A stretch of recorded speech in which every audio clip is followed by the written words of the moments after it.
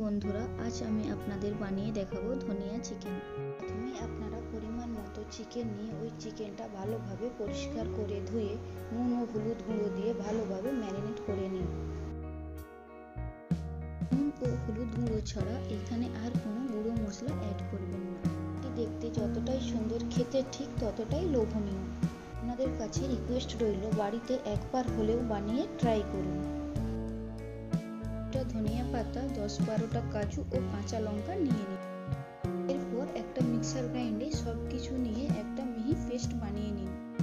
এরপর কড়াইতে পরিমাণ মতো সরষের তেল দিয়ে 3টি এলাচ, 3টি লবঙ্গ ও 2 টুকরো দারুচিনি দিয়ে দিন। এতে কুচানো পেঁয়াজ দিয়ে পেঁয়াজটা ভালোভাবে তেলের সাথে ভেজে নিন। পেঁয়াজটা হালকা ব্রাউন কালার আসা পর্যন্ত ভেজে নিন।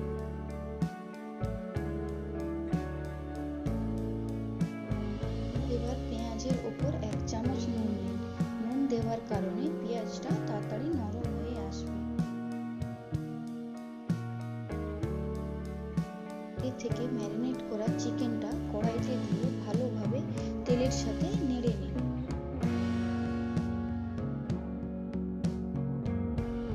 এখানে আপনারা চিকেনটা তেলের ওপর কমপক্ষে 10 থেকে 15 মিনিট নেড়ে ছেড়ে 80% কুক করে নিন।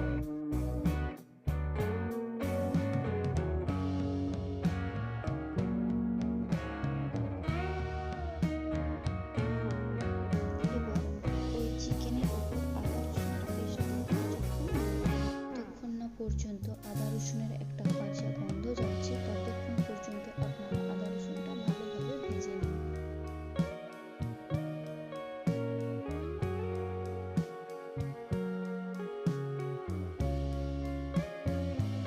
ভালোভাবে ভাজা হয়ে লাল লাল হয়ে আসলে জিরে গুঁড়ো 1 চামচ, ধনে গুঁড়ো 1 চামচ দিয়ে সব কিছু ভালোভাবে আবারও মিশিয়ে নিন।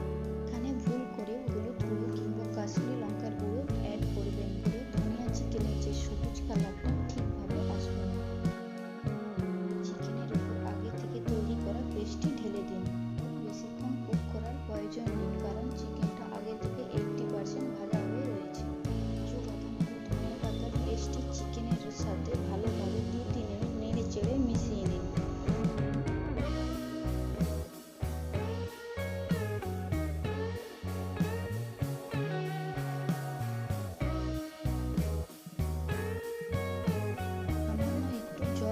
জলটা ফুটে এলে পাতিলেবুর রস দিয়ে আবারও ভালোভাবে সব কিছু মিশিয়ে নিলে তৈরি হয়ে যাবে আপনাদের ধনিয়া চিকেন। জলটা আপনারা আপনাদের পরিমাণ মতো মিশিয়ে নেবেন। আপনারা যেরকম গ্রেভি রাখতে চান সেই অনুপাতে জলটা দিবেন।